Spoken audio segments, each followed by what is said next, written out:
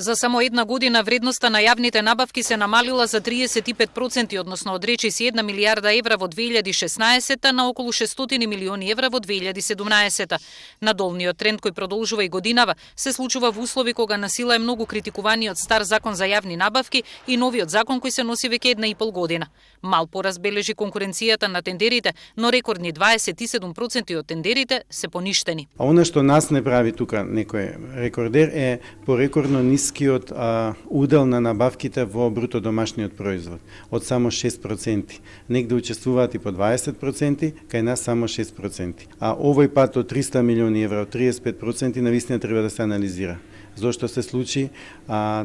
Дали од страв, бидејќи има доста обвиненија за јавни набавки, дали помалку се троши, свесно или несвесно. Оти знаете, јавните набавки значат и инструмент за водење на економска политика.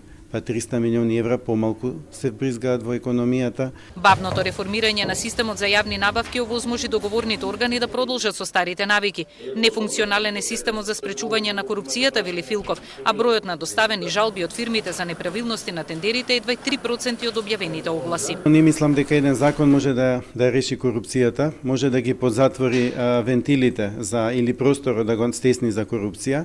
Имаме финансиска полиција, имаме комисија за заштита на конкуренцијата, имаме внатрешни ревизори, имаме мноштво институции, системот на укажувачи кој што не функционира исто така. Значи, системот замислил институции, замислил некој синџир за борба, меѓутоа тој синџир, сите негови составни делови не функционираат едноставно. Државните ревизори до обвинителството доставиле 12 извештаи за слабости во јавните набавки, од кои еден во предистражна постапка, за другиот се уште се проверуваат наводите. Државната антикорупцијска комисија, која треба да има водечка улога во превенцијата на корупцијата во јавните набавки, во овие 2 години до обвинителството нема испратено ниту еден случај. Јавното обвинителство води десетици истраги со кои се опфатени повеќе од 100 инволвирани луѓе. Специјалното јавно обвинителство води 6 предмети за злоупотреби во јавните набавки, од кои за 3 се водат судски постапки, за други 3 веќе има пресуди, а дополнително за 6 се водат истраги. Последниот извештај за функционирањето на системот за јавни набавки е објавен за 2016.